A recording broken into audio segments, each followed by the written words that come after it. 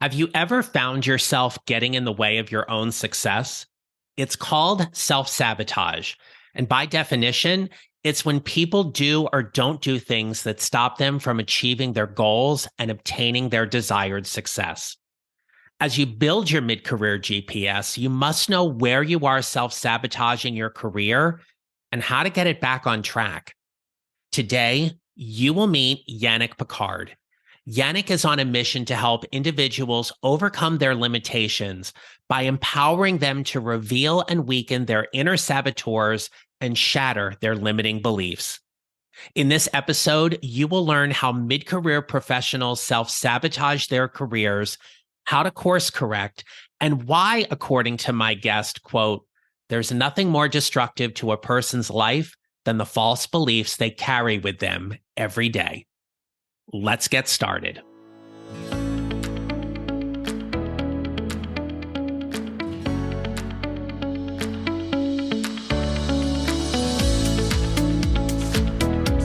Welcome back, my friends. This is episode 161 of the Mid-Career GPS podcast. I'm your host, John Nerrell.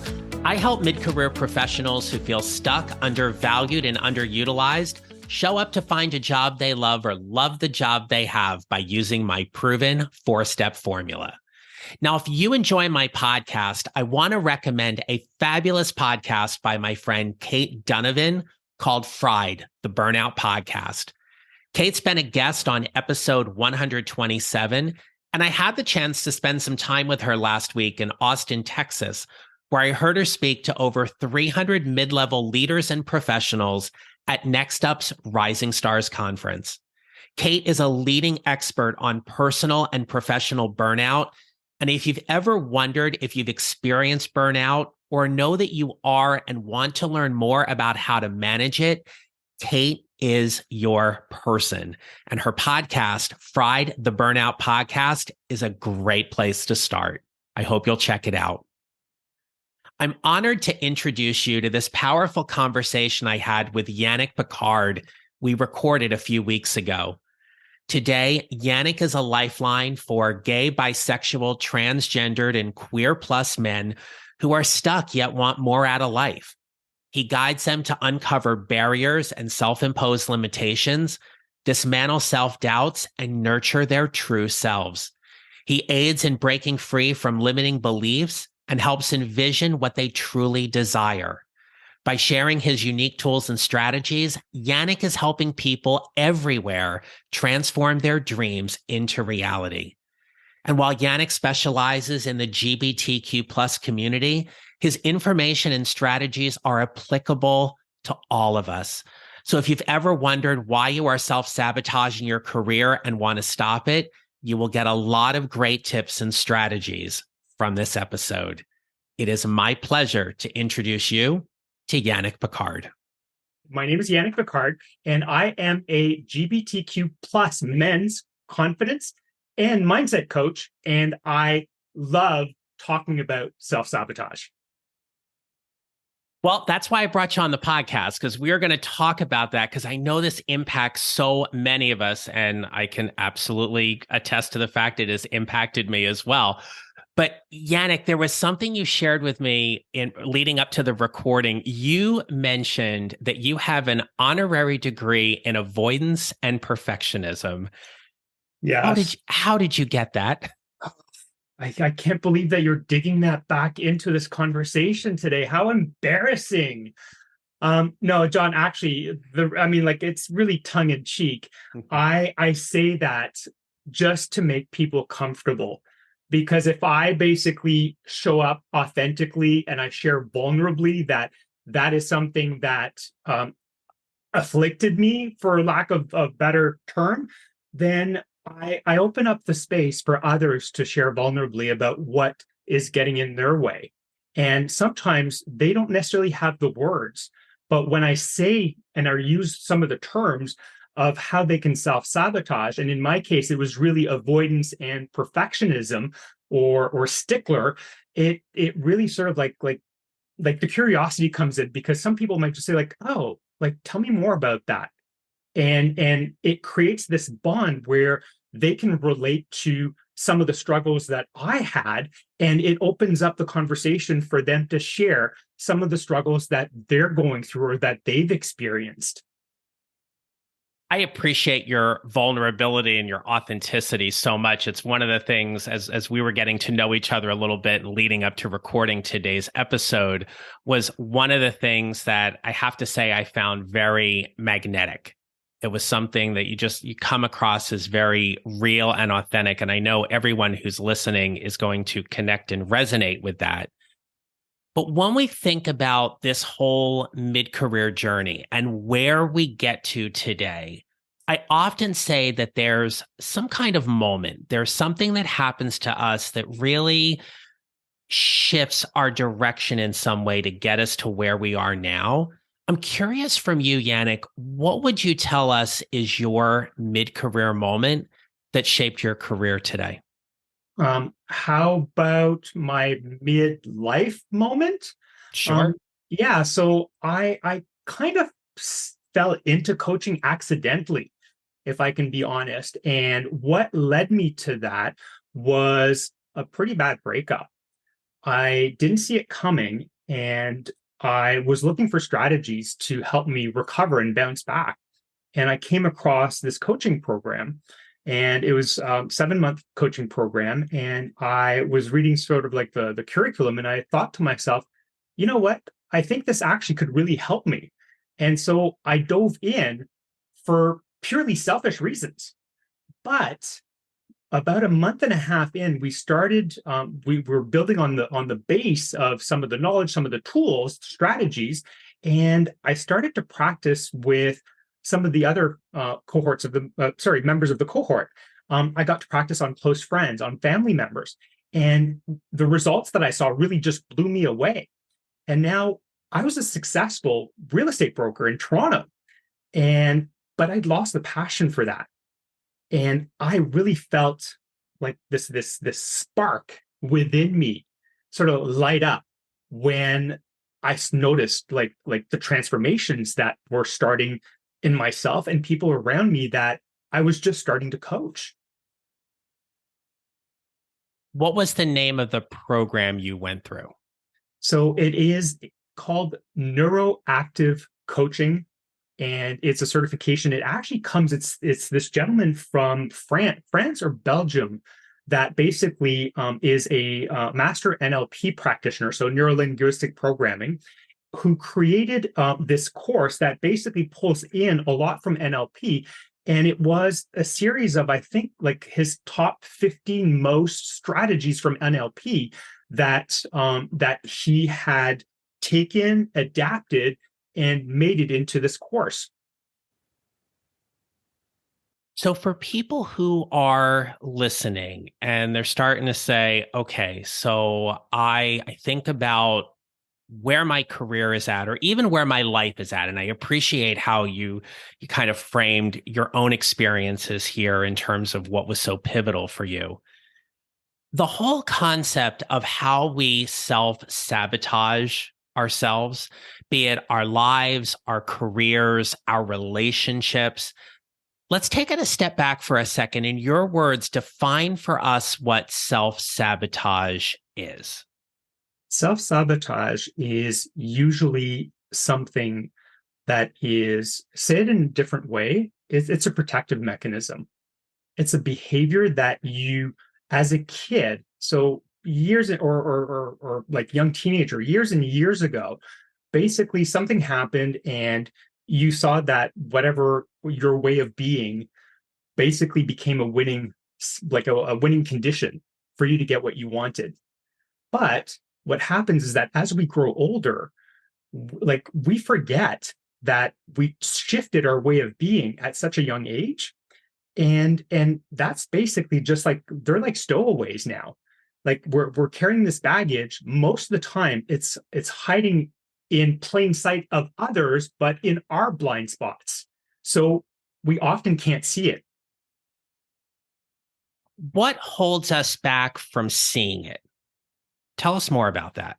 What holds us back from seeing it is something that I can just explain as if it's something that you took on when you're 4 or 5 years old, and you might be 30, 35, 40 years old now, you don't remember a time beforehand.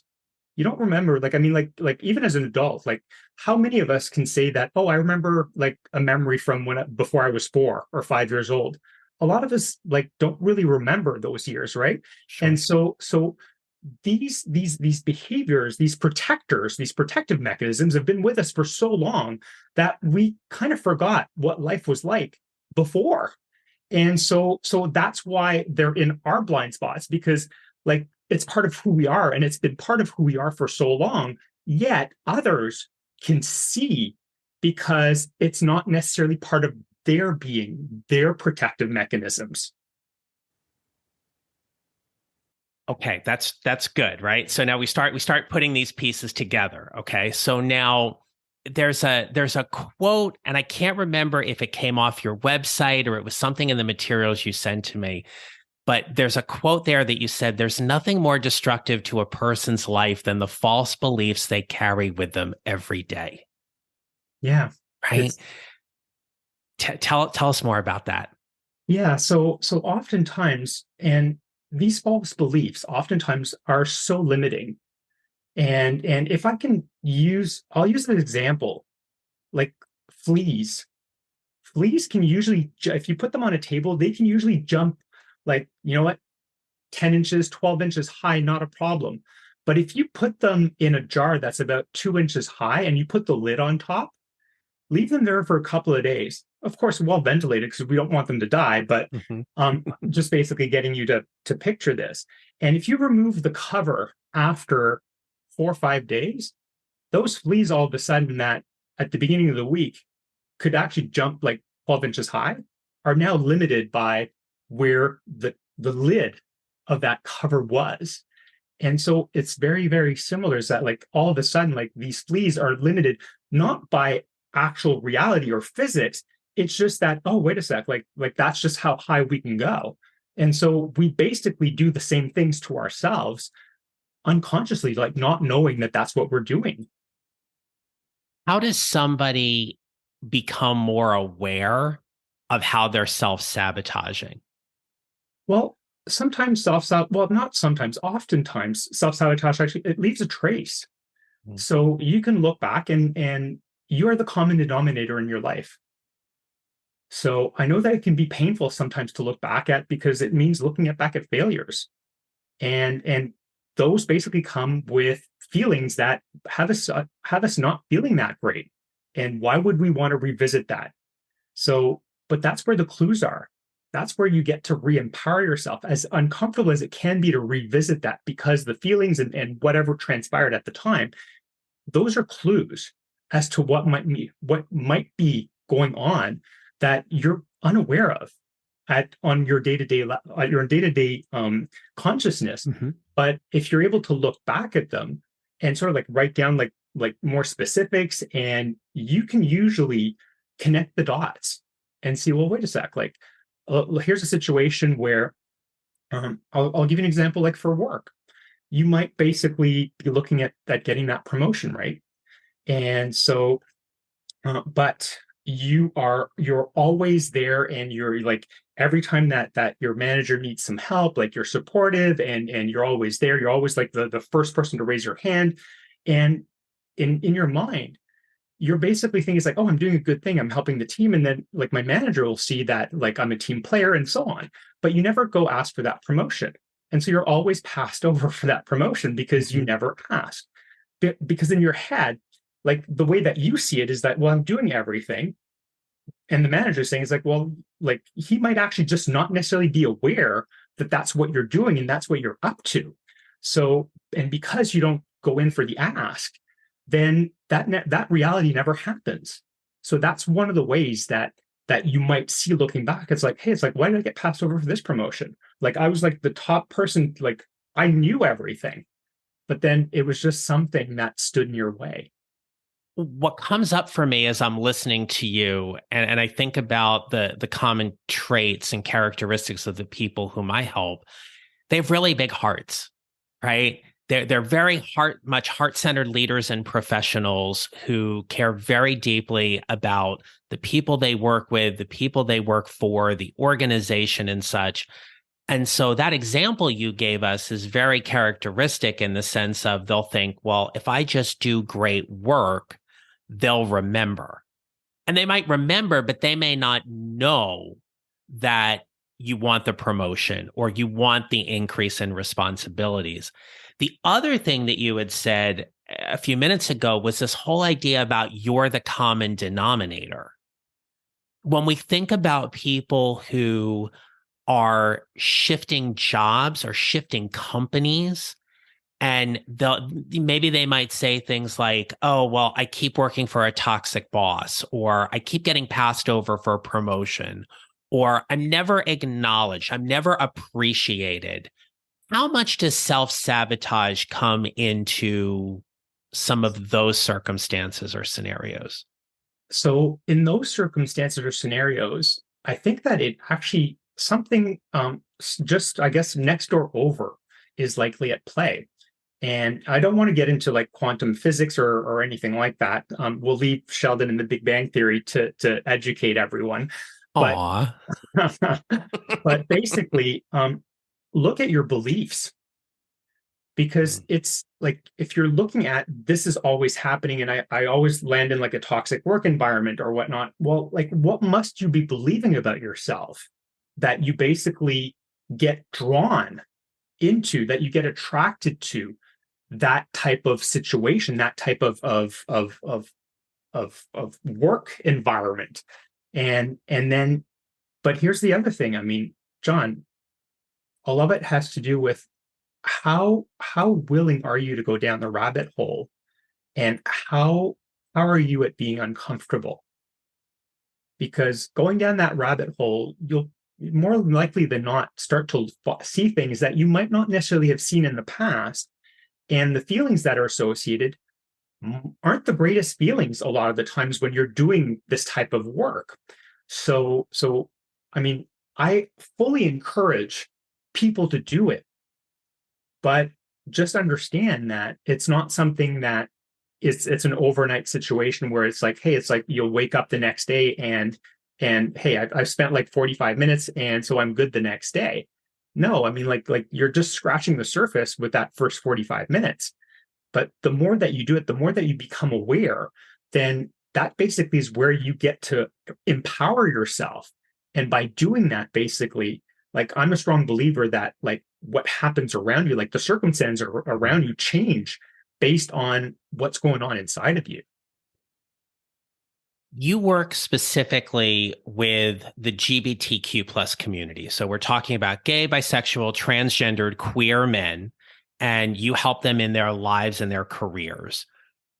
For that particular community, what are some of the things or what are some of the ways that you see them sabotaging their own lives and careers that are really holding them back from the self-mastery that you ultimately help them get to? Yeah, so that's a great question. A lot of the times, can't set boundaries. Boundary setting is very, very difficult, and that'll show up in personal lives, and get carried across and into other areas of your life, most often work and like friendship, relationships, and so on, where there's this voice inside of you that says, hey, like speak up, like stand up for yourself, and you won't.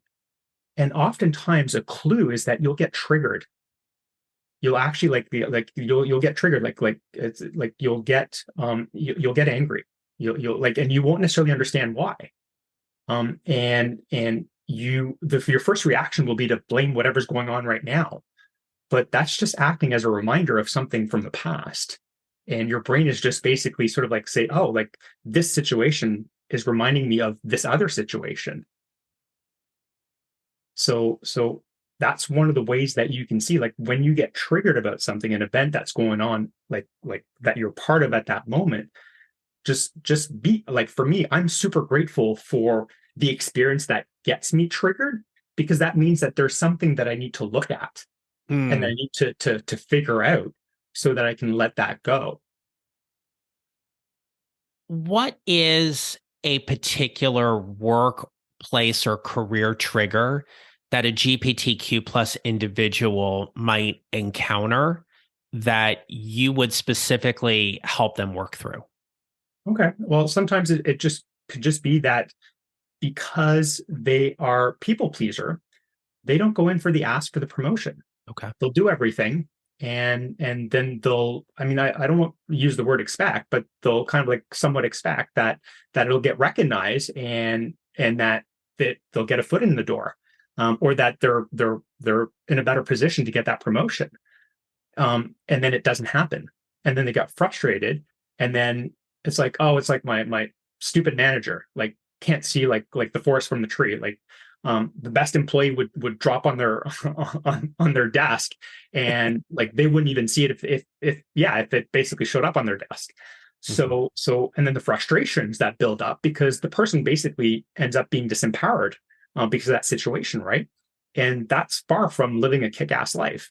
So that's one of the ways that I help people is to get them to see it. It's like, hey, it's like, I know that in your head there's a story that having boundaries is bad, but it's just a story. So let's basically go on an expedition and figure out why it is that you think that having a boundary is a bad thing. Being not so as accessible is a bad thing. And so on and so forth, and whether it's sort of like people pleasing, for me was like avoidance. So it's like, oh, it's like having a coworker really get on my nerves, and it's like I'm like, you know what, I'm just here like Monday to Friday 9 to 5, and like I would just kind of like check out at 5 o'clock and not deal with it. But that would be like one of the other ways where it's like, okay, so that avoidance basically it's really toxic for you. Like forget the work environment, it's toxic for you. So and you're holding on to it. So like what makes you think that like by just holding on to it, not doing anything with it, that it's going to change? And what do you think is going to happen by holding on to it for so long? Like day in, day out, week in, week out, like year after year. It's a very timely discussion, Yannick, because the episode right before this one, it was a solo episode where I specifically talked about various workplace pet peeves and things as people are going back into the office more and they're out of the comfort of if they were working remotely for a good portion of the last 3 years. Sometimes not everyone they're not always playing nicely in the sandbox, let's say, right? They don't want to share their Tonka trucks. No, they don't want to share their trucks. Putting feet up on the cubes and being really loud and obnoxious and all of those kind of things. But the boundary piece is so important because as I often talk about, in one of my show up 6 strategies about setting ground rules is that when we set those ground rules or those boundaries and we have agreements, we know how to play. When we know how to play, I never have to walk on eggshells because now I can come to you because we have an agreement about what a conversation can look like. And you know what? It's funny that it's interesting that you say that, and it boils back down to expectations versus agreements, I think. And oftentimes and this is not like you're doing it and you're doing it wrong. Like it's a human being thing. So like everybody who's listening, it's like you're not doing it wrong. It's just the way that we are. And so we have all these expectations, and then when the other person doesn't deliver on our expectation, because it's not theirs, because then it would be an agreement. So when they don't deliver on the expectation that we had of them, then we get upset at them. Yes. Yeah. So whereas as opposed to if we want to feel empowered, we could just basically check in with the other person and just say, hey, I know that you're working on this. Can we agree that, for example, it'll be you'll have it completed by Friday at noon?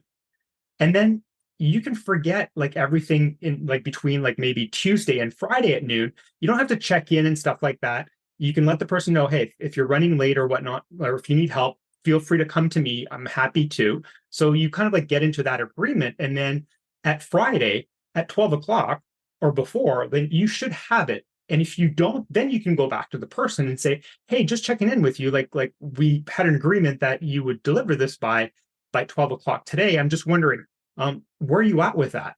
Mm-hmm. Absolutely.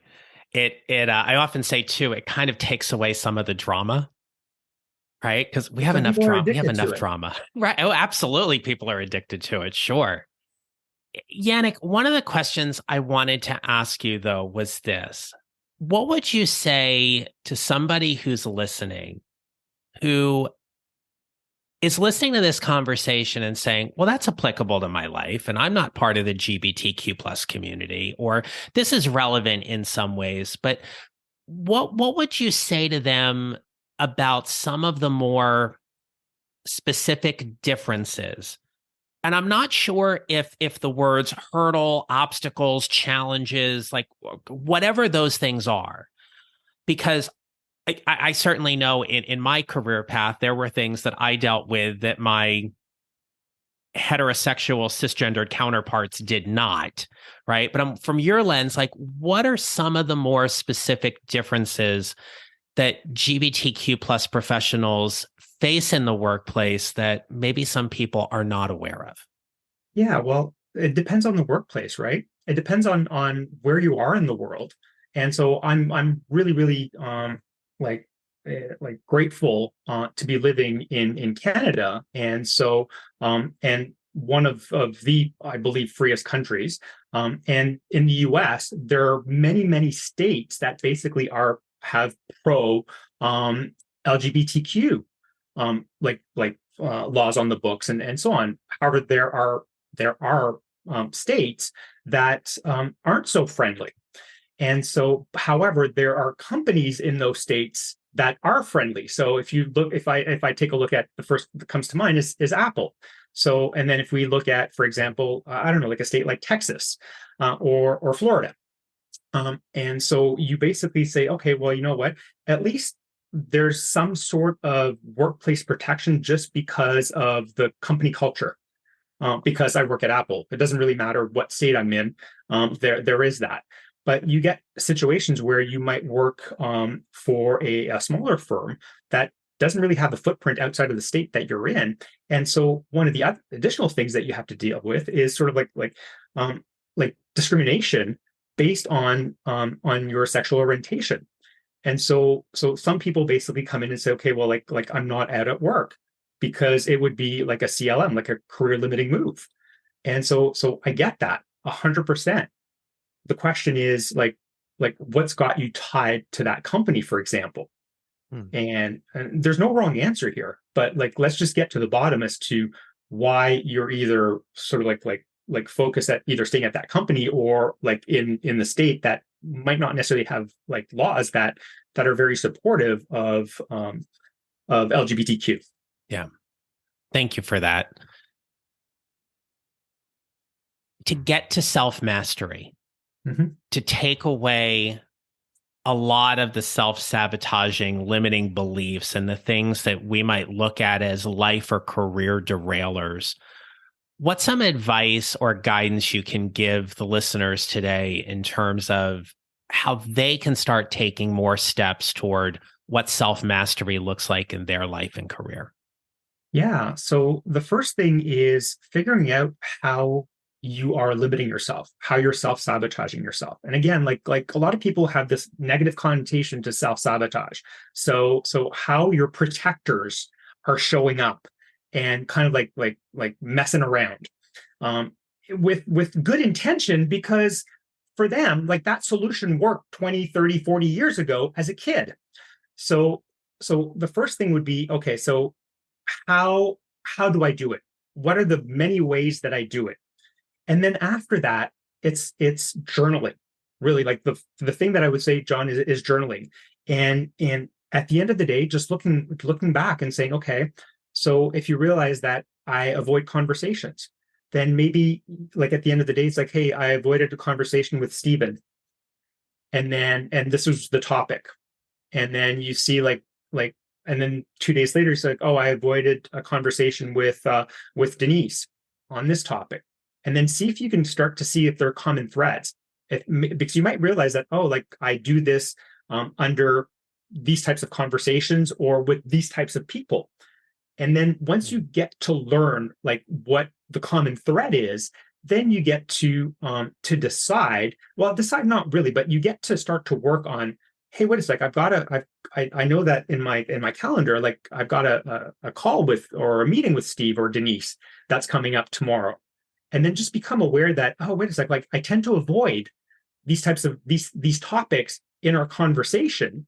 And then you basically are becoming more and more aware as to what you might be doing at an unconscious level up until that point. So really the first step is knowing how you do it, like what protective mechanisms, limitations, or self-sabotage that are in your way. And then the next one is learning to see what are the patterns. Because once you know where the patterns or what situations or circumstances make it come out, then you can actually look at intercepting it. And so almost like having a game plan prepared ahead of time as to, okay, so if this comes up, how do I handle it? Because now it's almost like you're going to prime your brain to look for, okay, what would be some of the ways that I could handle this that isn't avoidance, for example. It's good. It's really good, right? Because there's so much we can uncover in the patterns. And you and I both know that what is particularly helpful in a coaching relationship is to have a very objective partner to look at these kinds of situations and help somebody uncover their thoughts, their feelings that ultimately lead to the actions that produce results that help them, right? So whether it's something going on in their life, their relationship, their career, with themselves, whatever it may be, identifying and being able to see those patterns is critical. Absolutely. It's really sort of like the first step in unraveling the whole thing, because where there's a pattern, there's a story. And so let's just, you know what? Let's just go digging in and figure out what that is, because trust me, you'll be way better off without it. So true. Well, Yannick, as we start wrapping up here on this conversation today, what advice would you give someone to help them build their mid-career GPS? The advice that I would give, you know what? Like, knowledge is power in this case. So things might be going well. And that's amazing. Things might not be going so well. Either way, I would definitely have them seek and see how, like, wait a sec, like, what is it that I'm looking to create for the next like step in my life? Mm-hmm. And then ask themselves, like, really, really honestly, so what do I think like is going to get in the way of getting there from where I am today? And if you don't know, that's okay. But if you don't know, I definitely like highly recommend jumping on a call, either like mentor or a coach, and just having that conversation. And it's just a conversation. And you might end up seeing something that you never knew was there, that basically is a stowaway that's been holding you back from reaching that next level, or wherever it is that you're looking to get to next. Absolutely. And your whole brand around taking somebody from self-sabotage to self-mastery just ties in so nicely with this about the journey that we're on, right? Your mid-career GPS is something that you head towards for a certain part in your career, and you reprogram that and go somewhere else. And you may never ultimately get to that destination, but gosh dang it, the journey is pretty exciting and amazing. And it is. And you know what? You can't change your destination overnight, but you can change your direction overnight. Mm-hmm. So yeah. Well said. Yannick, if people want to get in touch with you, they want to learn more about you, they want to work with you, whatever that is, I'm going to turn the mic over to you right now. Please share with us wherever people can find and connect with you, and feel free to share anything that you have coming up you want to tell us about. Awesome. Thank you so much. So the best way to actually to reach out to me is going on my website. I'm at thenaked.coach. So thenaked.coach, or you can find me on LinkedIn. My name, Yannick Picard, Picard like the captain in Star Trek for the Trekkies out there. So those would be the two best ways to get in touch with me. I will make sure all of that is in the show notes for us. Yannick Picard, thank you so much for spending some time with us today on the Mid-Career GPS podcast. Thank you so much, John. All right, my friends, if there's one takeaway from today's conversation, I want to offer you this. Yannick shared about a CLM, a career limiting move.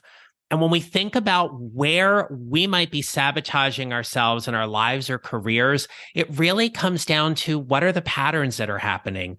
What are the repeated thoughts that you continually have over and over and over again that perhaps are holding you back from getting that promotion or getting that next advancement opportunity or increasing responsibilities within your organization? I want to offer you that whatever that is, take Yannick's advice here. Maybe it's time to open up your journal or open up your favorite Google Doc and start typing in it, but start seeing and uncovering what might be some of those limiting beliefs or patterns that are holding you back from that self-mastery you ultimately desire and want. So until next time, my friends, remember this: we build our mid-career GPS 1 mile or 1 step at a time, and how we show up matters. Make it a great rest of your day. Thank you for listening to the Mid-Career GPS podcast. Make sure to follow on your favorite listening platform. And if you have a moment, I'd love to hear your comments on Apple Podcasts.